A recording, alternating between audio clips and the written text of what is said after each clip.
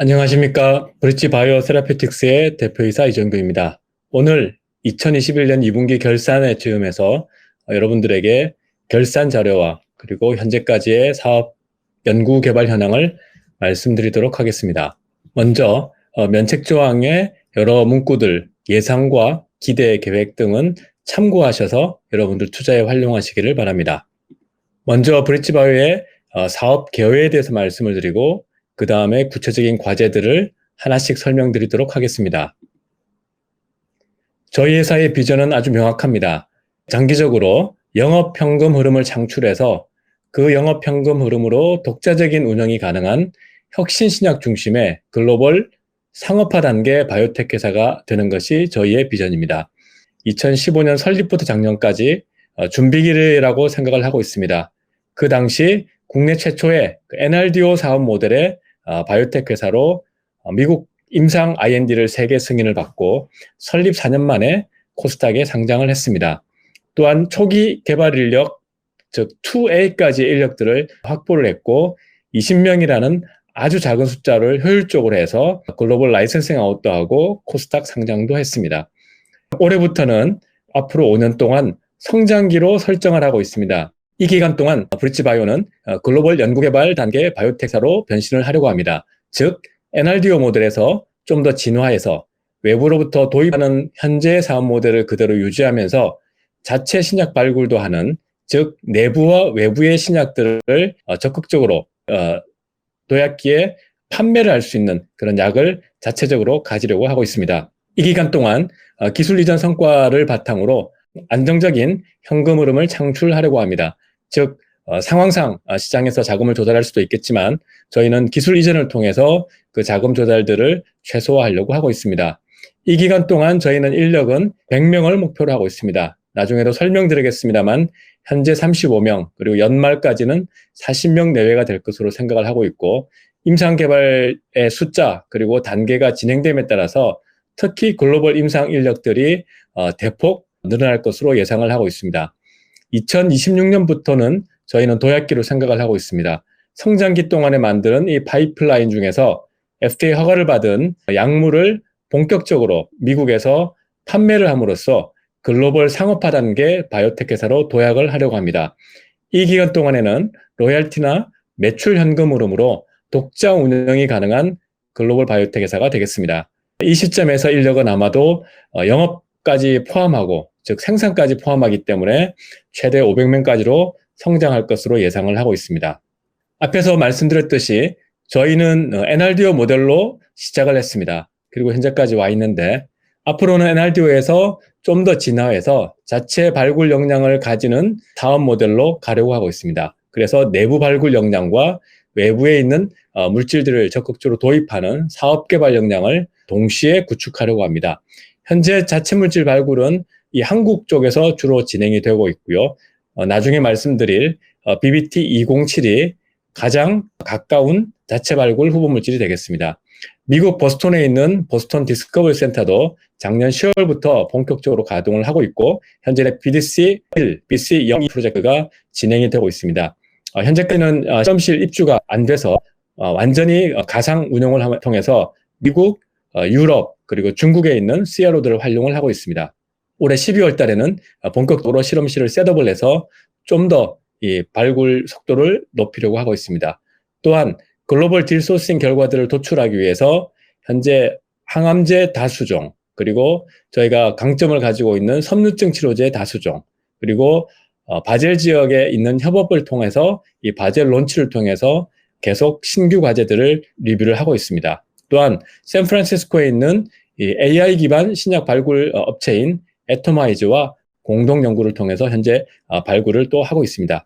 그래서 장기적으로는 신약 후보 물질의 내부 도출과 외부 발굴 비율을 1대1로 가져감으로써 밸런스 있는 그런 회사가 되려고 하고 있습니다.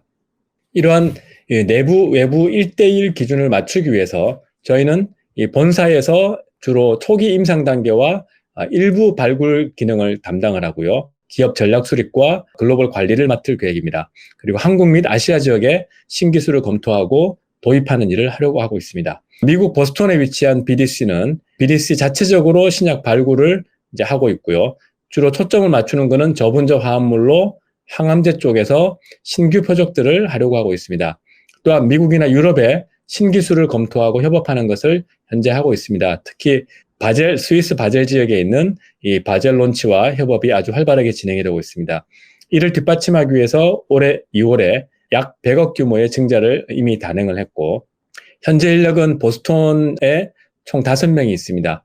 그리고 이분들이 한데 모여서 실험을 하기 위해서 올해 12월 달에 실험실 입주가 예정이 되어 있습니다. 이 실험실 입주 즈음에서는 인력을 좀 더 늘려서 최대 10명까지를 목표로 하고 있습니다. 현재 저희 인력은 사업화 경험과 그리고 연구개발 경험이 잘 밸런스를 맞춘 인력으로 구성이 되어 있고, 2019년 12월 상장 시점에 19명이던 인력이 7월 말 기준에서 35명으로 되었습니다. 주로 개발 인력 쪽에서 인원이 많이 증가를 했고, 특히 임상개발과 관련된 글로벌 CRO나 빅파마 쪽에서 일하던 분들이 다수 합류를 했습니다. 현재는 저희가 이미 다국가 임상을 2개를 진행을 하고 있고, 앞으로도 계속 다국가 임상을 통해서 도입하는 물질 혹은 저희가 자체 발굴한 물질의 특허 기간 내에 상업화 가능성을 최대한 늘리기 위해서 가능하면 글로벌 임상을 다국가 중심으로 계속 진행을 하려고 하고 있습니다. 오늘 공시를 통해서 알려드린 2021년도 반기 기준 결산에 대해서 간략하게 요약을 드리겠습니다. 숫자들은 한국에 있는 본사 그리고 미국에 있는 자회사의 연결 기준입니다. 현재 저희는 재무상태표를 보시면 자산 기준 577억, 그중에 비유동자산 24억을 제외한 553억이 유동자산입니다. 그리고 부채 34억과 자본 543억으로 구성이 되어 있습니다. 손익계산서를 보시면 2021년도 1분기에는 매출이 13억이 발생을 했습니다. 판관비가 126억, 그리고 연결 당기 순이익이 117억입니다. 그 중에서 경상연구개발비로 분류가 되고 있는 것이 90억으로 저희 활동의 거의 대부분이 경상연구개발비, 즉 전임상과 임상 쪽에 많이 집중되어 있다는 것을 보실 수 있습니다. 이 금액은 2020년도 기준에서 봤을 때 반기에 매출 30억, 판관비 91억, 연결 당기 순이익 95억 대비해서 약 한 20억 정도의 비용이 증가한 숫자입니다. 저희는 현재 보유하고 있는 현금이 저희가 예상하는 연간 영업비용, 즉 경상연구개발비와 기타 관리비를 포함한 모든 비용 250억 수준을 감안할 때 현재로부터 2년 정도의 자금은 충분히 확보되어 있습니다. 2023년 하반기까지의 안정적인 자금 운영이 가능하고, 이 기간 중에 저희가 글로벌 라이선싱 아웃이나 다른 활동들을 통해서 꾸준히 현금 포지션을 강화할 예정입니다. 과제들에 대해서 하나씩 말씀을 드리겠습니다. 현재 저희의 연구개발 파이프라인을 보시면 임상 2상 단계에 있는 BBT401, 1상을 완료하고 FDA와 협의를 진행 중인 BBT877, 그리고 국내에서 임상 1, 2상이 진행되고 있는 BBT176, 그리고 건대에서 가지고 온 BBT212는 현재 약효 확인을 위해서 실험들이 좀 진행이 되고 있습니다. 이 외에도 자체 발굴하고 있는 BBT176과는 조금 다른 성격의 BBT207이 거의 개발 후보 확정 단계에 있습니다. 그리고 보스턴 디스커버리 센터에서 진행이 되고 있는 BBT01, 02 과제는 현재 발굴 초기 단계에 있습니다. 앞으로 이 자체 발굴 후보 물질들을 숫자를 꾸준히 늘려가면서 도입과 자체 발굴의 균형을 잘 맞추려고 하고 있습니다. 연구개발 및 사업개발에 간단한 업데이트를 드리면 BBT877은 저희가 FDA와의 임상 이상을 위한 협의를 타입 C 미팅을 통해서 진행을 했습니다. 100점 만점으로 본다면 100점은 아니지만 상당히 의미 있는 수준으로 FDA가 저희의 주장을 받아들였고, 그 주장을 확인하기 위한 추가 자료 제출을 요청받아서 현재 CRO 물색이 다 끝난 상태에 있고, 조만간에 추가 실험을 진행을 하고 연내에 데이터를 모두 얻어서 FDA에 접수를 할 예정입니다. 그러면 내년도 상반기 내에 임상 이상 진입이 가능할 것으로 생각을 하고 있고, 이 임상 이상 진입 내년 상반기를 기준으로 원료의약품과 그리고 완제의약품 생산이 진행 중에 있습니다.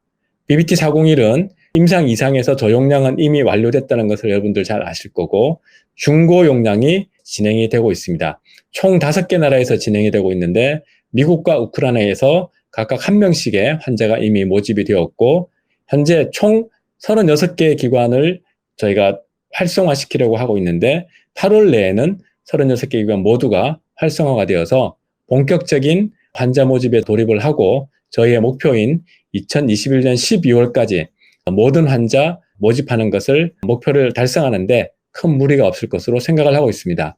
BBT176 폐암치료제는 첫 환자가 4월 2일 날 투여되었고 첫 번째 용량에 대해서는 이미 완료가 했습니다. 그리고 두 번째 용량이 진행 중인데 두 번째 용량에서 첫 번째 사이클은 완료가 되어서 모든 분석이 다 끝났고요. 이번 주에 세 번째 용량 개시를 결정을 하고 환자 모집을 진행을 하고 있습니다. 자체 발견 후보 물질의 경우는 4세대 EGFR TKI 저해제인 176과는 조금 다른 그 프로파일의 약물이 발굴이 거의 완료가 되어서 몇 개 화합물의 최종적인 선정을 위해서 실험들이 진행 중에 있습니다. 아까 말씀드렸듯이 미국 보스턴 디스커버리 센터에서도 혁신 항암제 중심으로 해서 연구가 진행 중에 있고 최근 아주 각광을 받고 있는 신규 플랫폼 기술도 저희가 도입 및 확보를 하기 위해서 노력을 하고 있습니다. 외부 도입 과제를 보시면 임상 단계에 있는 항암제 혹은 비임상 단계에 있는 항암제 과제들이 몇 개가 동시에 리뷰 중에 있고요. 섬유증, 특히 특발성 폐섬유증 중심으로 해서 전임상 단계와 임상 단계에 있는 약물들을 저희가 검토를 하고 있습니다. 그중에 몇 개는 MTA 스타디가 현재 진행 중에 있고 연내에 협상이 완료되지 않을까 생각을 하고 있습니다. 또한 바젤 론치를 통한 신규 과제 도입도 협의 중에 있어서 올해 내에는 최소한 하나 내지 두 개 정도는 추가 도입을 해서 저희 파이프라인을 강화할 것으로 생각하고 있습니다. BBT877에 대해서 말씀을 드리겠습니다.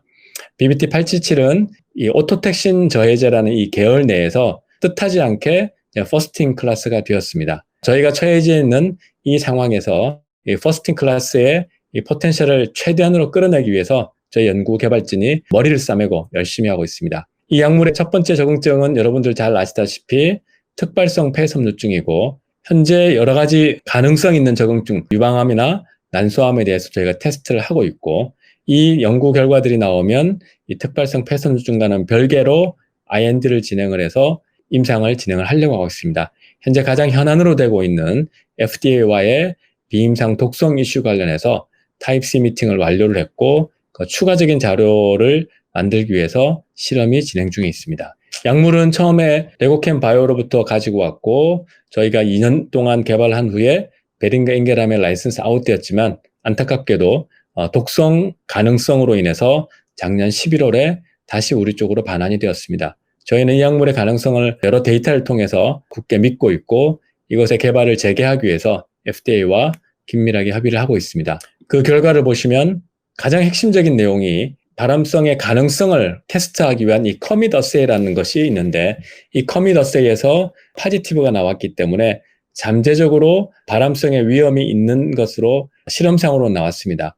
다만 저희가 생각하는 것은 이 커밋 어세이에서 파지티브가 나오는 여러 가지 이유들이 있는데 그 이유 중에 하나가 진발암성이고 다른 원인들도 있기 때문에 정말 원인이 무엇인지를 그동안 동물 실험을 통해서 확인을 했고 그 저희의 주장에 상당 부분 FDA가 수긍을 했고 다만 그것을 최종적으로 확인하기 위해서 추가 확인 자료 요청을 지난 6월 말에 받은 상태에 있습니다. 저희가 이 자료를 받고 아까 말씀드렸듯이 즉각적으로 임상 이상 준비를 진행을 해서 연내 임상 이상을 하려는 계획이 있었기 때문에 좀 아쉬운 면이 있었습니다만 이 내용을 자세히 들여다봤을 때 FDA가 이 커밋 어세이의 해석에 있어서 우리가 하는 것과 상당히 많은 부분 공감을 하고 있다는 것을 확인할 수 있었습니다. 그리고 FDA에서는 커밋 어세이의 파지티브 시그널이 발암성 때문이 아니고 다른 원인이라는 것을 최종 확인하기 위해서 투과 전자현미경 분석법을 통해서 한 번 더 확인해달라는 그런 내용을 했는데 저희가 논문이나 전문가들과의 인터뷰를 통해서 보면 투과 전자현미경 분석의 결과와 저희가 일반적으로 현재 사용하고 있는 이 생화학적인 분석법들, 즉 캐스페이즈 3 웨스턴 블랏이나 터넬 어세이 혹은 팩스와 같은 방법들과 연관성이 즉 결과의 동일성이 상당히 높기 때문에 저희는 투과 전자현미경의 결과가 이미 저희가 자체적으로 확인했던 이 캐스페이즈 3 웨스턴 블랏, 터넬 그리고 팩스 결과와 일치할 것으로 생각을 하고 있습니다. 그래서 현재는 이 동물 해성 분석을 하고 동시에 이제 전자현미경 분석을 하는 것을 진행을 하고 있고 실험을 할 CRO는 이미 물색이 다 되었고 실험은 8월 중에 진행이 됩니다. 그러면 이 동물 실험의 실험 수행 그리고 그 조직들을 분석하고 전자현미경을 확인하는 전체 일괄의 과정이 연내에는 다 마무리될 것으로 예상을 하고 있습니다. 그러면 이 자료를 제출해서 FDA와 추가 협의를 하게 되고, 이와 병행해서 저희는 이미 임상 이상에 사용될 물량의 일부를 완제의약품을 생산하는 스케줄을 잡고 있고 2022년 상반기에는 글로벌 임상 이상을 개시를 하려고 하고 있습니다. 말씀드렸듯이 갈라파고스의 GLP-1690이 갑작스럽게 3상 단계에서 중단이 되었기 때문에 저희를 포함해서 오토택신 저해제 분야에서 굉장히 관심과 희망을 많이 가지고 있던 업계에서 좀 충격을 받았습니다. 그로 인해서 저희는 BBT877이 퍼스팅 클래스가 되었고 여러 가지 가능성과 함께 퍼스팅 클래스로서 직접 과제 이 클래스의 여러 가지 우려사항들을 개척해 나가야 되는 부담도 함께 안게 되었습니다. 다만 저희가 퍼스팅 클래스고 경쟁자가 저희보다 한 3년에서 4년 앞서 있었는데 경쟁자보다 늦지 않기 위해서 저희가 부단히 노력을 했는데 갈라파고스 약물이 사라짐을 통해서 저 약물이 안정적으로 개발이 될 경우에는 퍼스트 무브로서의 이익을 극대화할 수 있는 상황이 되었습니다. 그리고 저희의 약물의 향후 임상에서의 가능성을 높게 보는 이유는 갈라파고스 약물이 임상 단계에서 약효를 전혀 보여주지 못했는데 이 갈라파고스 약물은 체내에서 임상 바이오마커를 억제하는 효과가 한 60에서 70%였습니다만 저희는 임상 1상에서 확인된 게 90% 이상이었기 때문에 이 90% 이상 오토택신의 기능을 저해함으로써 충분히 약효를 나타낼 것으로 예상을 하고 있습니다.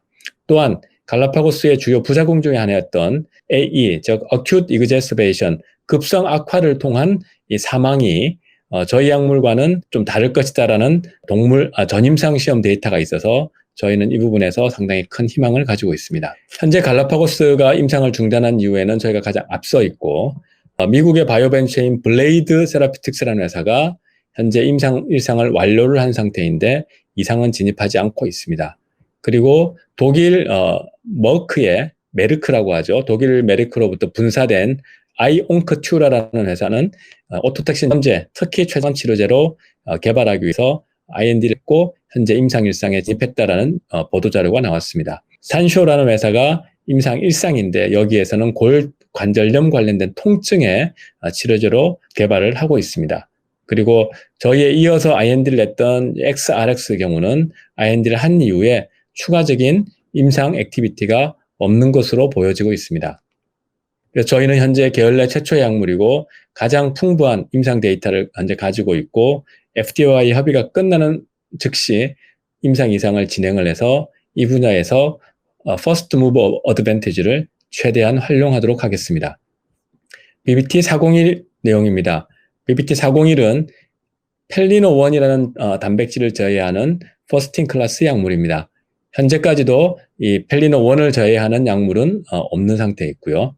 저희 약물의 가장 큰 특징은 전신 흡수가 되지 않고 이 질환인 그 소화기관 질환의 주요 부위인 소화기관 내에서만 분포함으로써 약효와 안전성을 동시에 잡을 수 있습니다. 이러한 내용은 전임상의 동물 실험들 그리고 임상 1상과 임상 2상 저용량에서의 실험들을 통해서 확인을 했습니다. 환자 대상 임상 2상 저용량에서는 경쟁 약물 대비 유사 내지는 좀 더 희망적인 약효가 나와서 약효 탐색은 완료가 되었다고 말씀드릴 수 있습니다. 현재 용량을 높인 중고 용량 시험을 미국, 한국, 뉴질랜드, 동유럽 등 포함해서 총 5개 나라에서 진행을 하고 있습니다. 이 궤양성 대장염은 만성 재발성 염증 질환으로 의학적인 미충족 수요가 아직도 상당히 큽니다. 선진국형 질환으로 한국과 중국에서 최근에 환자가 꾸준히 늘어나고 있고요. 질환이 경미할 때는 그 메살라진 계열의 아사콜과 같은 이 제네릭 약물들이 팔리고 있습니다. 그리고 좀 진행이 되면 스테로이드 제제를 쓰고 있습니다만 스테로이드 제제는 장기간 복용할 수 있는 약물이 아니기 때문에 조금만 쓰게 되고 약효를 보지 못하게 되면 이 항체 치료제와 같은 이 생물학적 제제들을 사용하게 됩니다. 생물학적 제제는 1년에 약가가 한 5천만 원 정도, 바이오시밀러가 나온 상태에서도 아직까지 한 2천에서 3천만 원 정도 하는 상당히 고가의 약물입니다. 저희 약물은 우선 현재까지는 1차 치료제로서도 쓰일 수 있을 만큼의 안전성이 확보가 되어 있고 국소 부위에 분포함으로써 안전성이 상당히 좋습니다. 또한 동물 실험에서 결과들을 보면 항체 치료제와 비교해서도 약효가 떨어지지 않고 오히려 우수한 것으로 봐서 저희는 약효와 안전성을 동시에 다 잡을 수 있다고 생각을 하고 있습니다. 또한 경구용 치료제이면서 합성의약품이기 때문에 굉장히 좋은 원가 구조를 바탕으로 해서 합리적인 가격을 제시할 수 있을 것으로 생각을 하고 있습니다. 말씀드렸듯이 저희는 이제 펠리노1이라는 단백질을 저해하는 약물이고, 일반적으로 면역세포에 많이 분포되어 있는 이 펠리노1을 저해함으로써 염증 신호를 차단하는 그런 작용 기전을 가지고 있습니다. 동물 실험에서 보시면 여기 아래에 빨간색이 저희 BBT401의 고용량군인데요. 이 고용량군은 이 질환의 점수를 아주 급격하게 낮춰주는 특징을 가지고 있습니다. 이거를 비교 약물인 생물학적 제제, 현재 상당히 성장 속도가 빠른 스텔라라라는 생물학적 제제의 마우스 버전을 가지고 실험을 했는데요. 생물학적 제제 약효가 전체 질환 점수를 한 1, 2 정도 낮춰주는 것에 비해서 저희는 거의 4, 5 수준으로까지 떨어뜨려 줌으로써 약효가 아주 뛰어난 것을 보실 수 있습니다. 동시에 이 대장 내에서만 분포하고 전신, 즉 피로 흡수가 되지 않기 때문에 안전성에서도 상당히 우수한 것을 확인을 했습니다. 임상 이상의 저용량군에서 저희 실험 결과가 이미 작년에 나왔는데요. 저용량군에서 보시면 전체적으로 반응률이 30% 이상이 되고, 이 숫자들은 저희가 경쟁사로 삼고 있는 테라방스 및 얀센의 TD1473의 저용량군 대비해서 절대 떨어지지 않는 효과입니다. 그래서 저희는 이 용량을 높인 중고 용량으로 갈 때는 이 TD1473보다 우수한 효과를 나타낼 것으로 기대를 하고 있습니다. 말씀드렸듯이 저용량에서는 작년에 임상이 다 완료되었고 데이터 분석까지 끝났고요. 이 결과를 통해서 BBT401이 궤양성 대장염에 약효가 있다는 것을 확인을 했습니다. 그리고 이것을 바탕으로 용량을 높이는 실험을 현재 진행 중에 있고요. 5개국에서 진행을 하고 있습니다. 5개국 모두 환자 모집 단계에 들어가 있고, 미국과 우크라이나에서는 이미 환자가 모집이 되어서 투여가 개시된 상태입니다.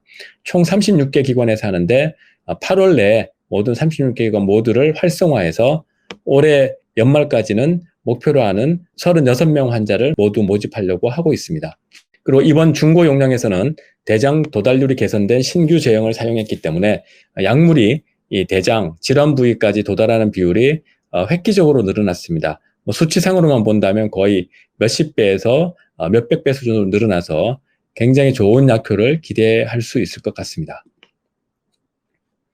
임상 현황을 보시면 5개국에서 뉴질랜드에서는 2개 기관을 목표로 하고 있는데 현재 이미 2개 기관이 활성화가 다 되었고요. 환자 스크리닝 진행 중에 있습니다. 미국은 총 7개 기관이 참여를 했는데 그중에 4개 기관이 모든 절차를 마쳤고 환자 모집이 진행 중에 있고 1명이 약물 투여를 하고 있습니다. 한국은 총 7개 기관을 목표로 하고 있고 7기관이 모두 활성화되었습니다. 환자 모집이 진행이 되었기 때문에 조만간에 한국에서도 환자가 약물 투여가 가능할 것 같습니다.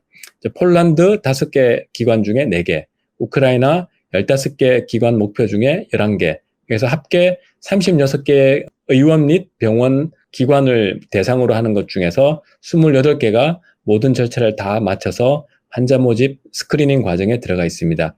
저희는 8월 달까지는 이 36개 기관 모두 모든 절차를 마치고 환자 모집을 진행하려고 하고 있습니다. 그렇게 되면 저희가 연말까지는 저희가 목표로 하는 환자 36명의 모집이 완료가 되고 투약 기간까지를 고려를 하면 2022년도 상반기에는 데이터들이 나올 것으로 예상을 하고 있고, 중간 결과를 확인할 수 있는 시점이 되면 여러분들에게 중간 결과를 공유를 하도록 하겠습니다. 굉장히 최근에 관심을 많이 가지고 있고 언론상으로도 많은 주목을 받고 있는 이 4세대 폐암 치료제인 BBT176에 대해서 설명을 드리겠습니다. BBT176은 현재 쓰이고 있는 아주 우수한 약물인 이 타그리소라는 3세대 약물의 내성을 나타내는 비소세포성 폐암을 대상으로 하는 4세대 표적 항암제입니다. 그래서 저희는 타그리소 혹은 레이저티닙, 렉나자와 경쟁을 하는 것이 아니고 그 약물들이 약효를 상실했을 때 그 다음 단계에서 저희가 약물이 투여가 되는 그런 보완제라고 보시면 됩니다. 현재 동물 실험에서 임상 기존 혹은 개발 중인 약을 대비해서 낮은 독성을 확인을 했고, C797S 돌연변이, 즉 타그리소를 먹고 나서 생기는 돌연변이 중에 가장 중요한 이 C797S 돌연변이에 대해서도 약효가 있는 것을 확인했습니다. 미국과 한국에 이미 IND가 승인이 되어 있고 현재는 한국에서 4월 2일 첫 환자 투여를 시작으로 해서 용량을 상승하는 과정에 있습니다. 저희 연내 미국에서의 그 환자 모집도 진행을 하려고 준비를 하고 있습니다. 또한 저희는 이 C797S 3중 돌연변이를 타겟으로 하고 있는 BBT176에 더해서 이중 돌연변이와 3중 돌연변이를 동시에 잡는 다양한 개발 후보 물질을 자체 발굴을 해서 EGFR의 돌연변이들에 대해서는 종합적인 솔루션을 제공하려고 하고 있습니다. 비소세포성 폐암의 원인이 되는 여러 가지 유전자들이 있는데요. 그 중에 가장 대표적인 것이 EGFR이라는 단백질에 문제가 생겼을 때 이 문제가 생긴 단백질을 가지고 있는 세포가 암세포로 진화를 하게 됩니다. 그래서 저희 업계에서는 이 EGFR 과도하게 활성화되어 있는 EGFR을 저해해 줌으로써 아주 정밀한 프리시전 메디신을 할 수 있다는 것을 입증을 하고 있고 1세대 약물들이 약효를 보였습니다만 이 약물들을 복용을 하게 되면 T790M이라는 새로운 돌연변이가 나오면서 약효를 상실하게 됩니다. 이것에 대응하기 위해서 아스트라제네카에서 타그리소가 나와서 현재 약 한 4조 5천억 정도의 매출을 기록하고 있고요. 국내 유한과 얀센이 레이저티닙의 글로벌 3상을 하고 있습니다. 그래서 이 약물들이 1세대 및 2세대 약물을 1차 약제로 사용하고 나서 생기는 새로운 돌연변이에 대응하는 2차 약제가 되겠고요. 이 약물들을 복용했을 때 생기는 C797S를 포함하는 이 3중 돌연변이에 대해서는 현재 치료가 가능한 약물이 전혀 없는 상태에 있습니다. 그래서 저희는 이 C797S를 포함하는 3중 돌연변이를 잡을 수 있는 4세대 치료제인 176을 개발하고 있습니다.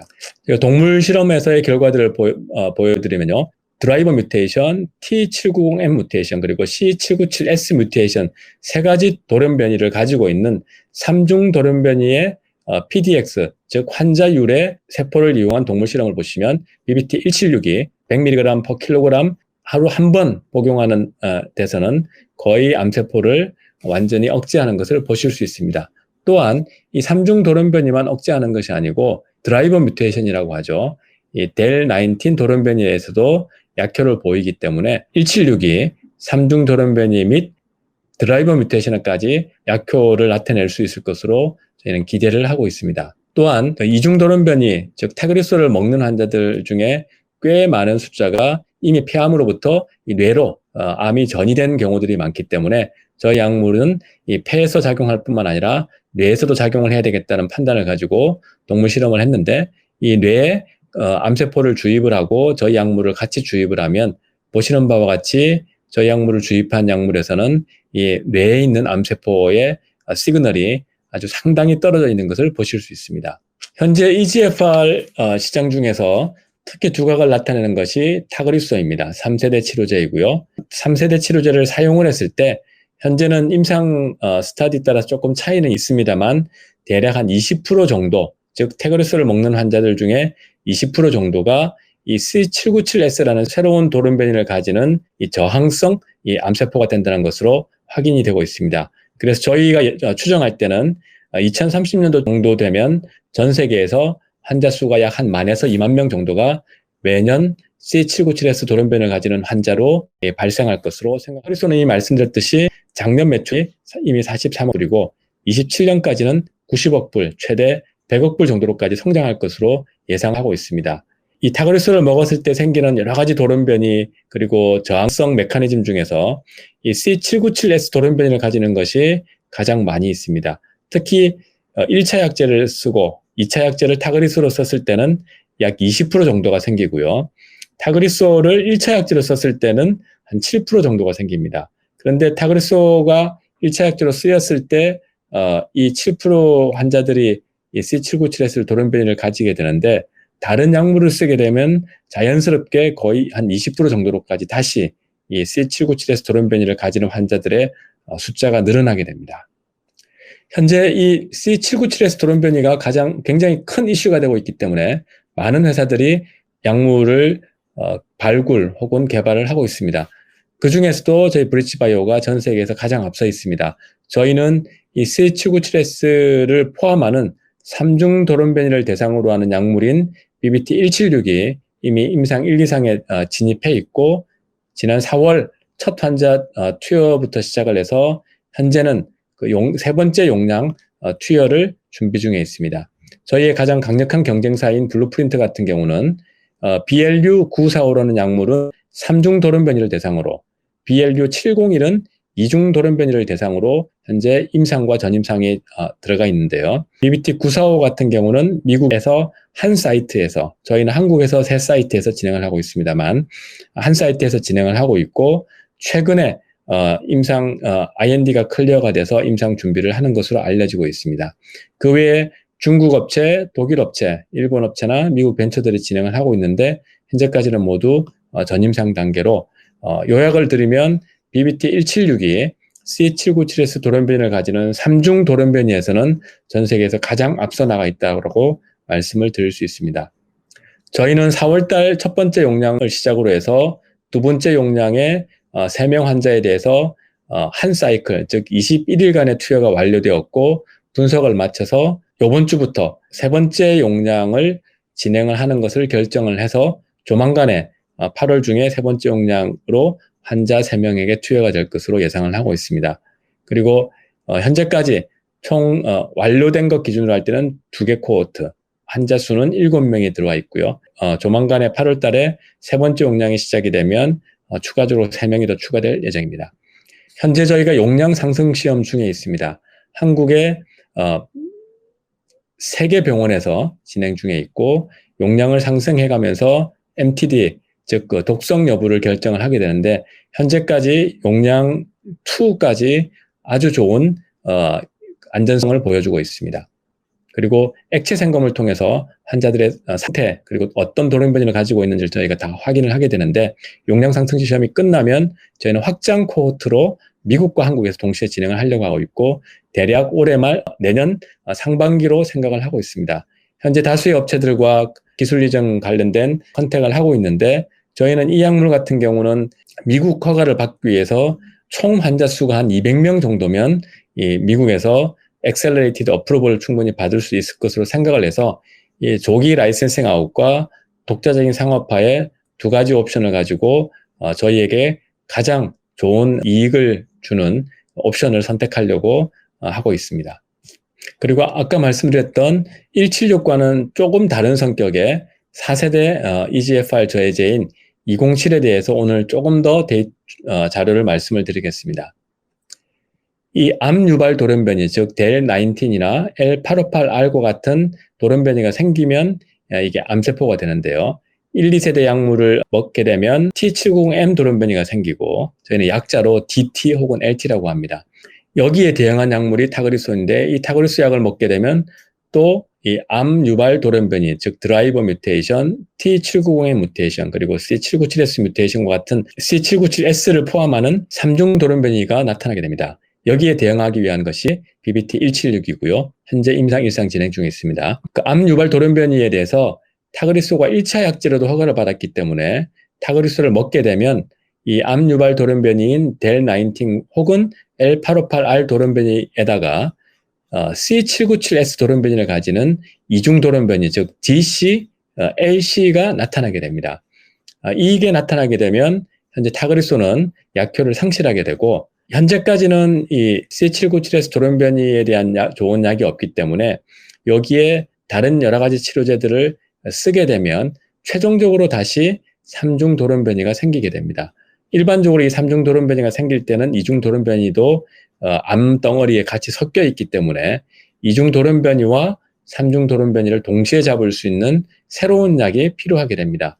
저희는 현재 코드명으로 BBT207이라는 약물이 아주 좋은 개발 후보로 지금 유망하고요.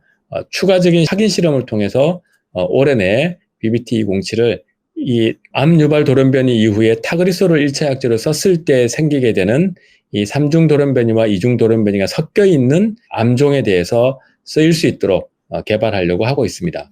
이 세포 기반 약효 평가를 보시면 BBT207은 자연형, 즉 암세포가 아닌 정상세포에서는 굉장히 높은 농도로 쳐야지만 세포가 죽게 됩니다. 즉 이 와일드 타입에 대해서는 약효가 거의 없다고 보시면 됩니다. 거기에 비해서 3중 돌연변이, 2중 돌연변이, 혹은 타그리소의 대상 표적이 되고 있는 드라이버 뮤테이션과 T790M을 가지고 있는 돌연변이까지 저희 약물은 모두 아주 깔끔하게 잡아주고 있습니다. 이거를 동물 실험을 통해서도 확인을 했는데요. 이걸 좀 테이블로 요약을 드리면 타그리소는 C797S 돌연변이를 포함하고 있는 이 암세포에 대해서는 전혀 효과를 보이지 못하고 있습니다. C797S 돌연변이가 없는 DT 혹은 LT에 대해서는 좋은 효과를 보여주고 있고, 전이된 뇌종양, 즉 폐암세포가 뇌로 전이된 경우에도 약효가 좋습니다. 이를 바탕으로 허가를 받고 작년에 43억 불의 판매를 나타냈고요. BBT176은 C797S 돌연변이를 포함하는 3중 돌연변이는 아주 좋은 효과를 보이고 있습니다. 동시에 그 뇌 전이된 것에 대해서도 약효를 보이고 있고요. 임상 1, 2상이 진행 중입니다. 경쟁 약물인 블루프린트의 945의 경우 3중 돌연변이와 2중 돌연변이 그리고 뇌 전이에도 좋은 효과를 보이는 걸로 현재 동물 실험에서 나타나 있고 미국에서 임상 1, 2상 진행 중에 있습니다. 특이하게도 블루프린트는 BBT701이라는 약물로 C797S를 포함하는 이중 돌연변이만 잡기 위해서 이 약물을 또 개발을 하고 있습니다. 아마 올해 말 내년 초에 임상 진입을 할 것으로 예상을 하는데요. 저희가 지금 유망하게 생각하고 있는 BBT207의 경우 한 약물로 C797S 돌연변이를 포함하고 있는 3중 돌연변이와 2중 돌연변이를 완벽하게 잡고 있고, 타그리소가 현재 작용을 하고 있는 C797S를 포함하지 않는 2중 돌연변이에 대해서도 아주 효과가 좋습니다. 저희가 비교하기는 타그리소만큼의 효과라고 생각을 하고 있고요. 또 BBT176 대비해서도 굉장히 좋은 수준으로 뇌에 분포가 되어서 전이성 뇌종양에서도 약효를 보이고 있습니다. 현재 이 모든 실험은 제가 그 우시 앱텍이라는 중국의 CRO를 통해서, 즉 제3자를 통해서 검증을 하고 있는데, 이 전체 이 돌연변이에 대해서 아주 잘 듣는 것으로 확인이 되었습니다. 현재 BBT207 외에 견줄 만한 약물이 후보 물질이 몇 개가 있어서 지금 몇 가지를 비교해서 최종적으로 개발 후보를 선정하려고 하고 있습니다. 구체적인 동물 실험을 보여드리면 이 드라이버 뮤테이션 중에 하나인 L858R과 C797S를 가지고 있는 이중 돌연변이에 대해서 실험을 했습니다. 오시머티닙은 당연히 효과가 전혀 없고요. 그래서 이 암세포가 성장을 멈추지 않고 종양이 계속 커집니다. 거기에 비해서 BBT207을 먹었을 경우에는 약효가 아주 좋게 암이 억제되는 것을 보실 수 있습니다. 또한 타그리소가 현재 사용되고 있는 이 드라이버 뮤테이션 중에 하나인 DEL19과 T790M을 가지고 있는 이중 돌연변이, 이 경우는 C797S 돌연변이가 없습니다. 여기에 대해서도 저희 약물이 아주 좋은 효과를 보여주고 있는 것을 보실 수 있습니다. 이 효과는 문헌상으로 남아있는 타그리소의 효과와 거의 비슷한 정도의 아주 뛰어난 효과였습니다. 그래서 요약을 드리면 2021년 현재 저희는 207을 잠재적으로 개발 후보로 잠정적으로 확정을 하고 있고, 연내에 최종적으로 확정을 한 이후에 본격적으로 전임상 개발을 진행을 할 예정입니다. 그래서 2022년도에는 전임상 개발을 완료하고 IND를 제출을 하려고 하고 있고요. 2023년부터는 저희는 글로벌 임상 개발을 해서 블루프린트가 가지고 있는 2개 약물을 한 약물로 커버할 수 있도록 개발을 할 예정입니다. 요약을 드리면 올해 하반기에는 저희가 과제별 개발을 가속화하고 있습니다. BBT401은 중고 용량이 이미 진행 중에 있고요. 조만간에 중국에서 임상 1상도 진행될 것으로 기대를 하고 있습니다. 그리고 BBT176은 용량 상승 시험이 아주 순조롭게 진행이 되고 있고, 올해 하반기에 있는 유럽에 있는 암 관련 컨퍼런스인 에스모에서 BBT176의 존재 그리고 임상 계획을 자세히 설명할 예정입니다. 아마도 임상 결과는 내년도 아스코를 통해서 발표를 할 것으로 예상을 하고 있습니다. BBT877은 FDA와의 협의를 연내에 마무리를 하고 내년 상반기에 임상 이상이 개시되도록 하겠습니다. 자체 발굴 중에서는 보스턴 디스커버리 센터가 본격 가동되었고, 저희가 잠정적으로 BBT207을 새로운 4세대 EGFR 저해제로 개발 후보 선정을 확정을 할 예정입니다. 또한 BBT401이나 176의 글로벌 라이센싱 아웃도 이제 꾸준히 컨택을 하고 있고요. 동시에 신규 과제를 도입하기 위해서 국내외에 있는 항암제 그리고 섬유증을 중심으로 해서 저희가 딜소싱을 하고 있습니다. 딜소싱에는 아마도 일부 지분 투자라든지 인수권을 가질 수 있는 지분 투자와 같은 상당히 새로운 형태의 계약도 있을 것 같습니다. 마무리를 하면 2021년도는 브릿지 바이오세라피틱스의 성장기 첫 해입니다. 첫 자체 발굴 개발 후물질이 확정될 것으로 예상을 하고 있고요. BBT-877도 계열 최초의 장점을 살리기 위해서 최선을 다하겠습니다. 401과 176은 임상 개발 진행과 함께 추가 라이선싱 아웃을 위해서 열심히 노력을 하고 있습니다. 저희는 한국에 기반한 글로벌 혁신 바이오텍 기업으로 성장하는 것을 비전으로 가지고 있는 회사입니다. 여러분들의 꾸준한 관심과 질책 혹은 응원을 늘 감사하며 앞으로도 기대하도록 하겠습니다. 감사합니다.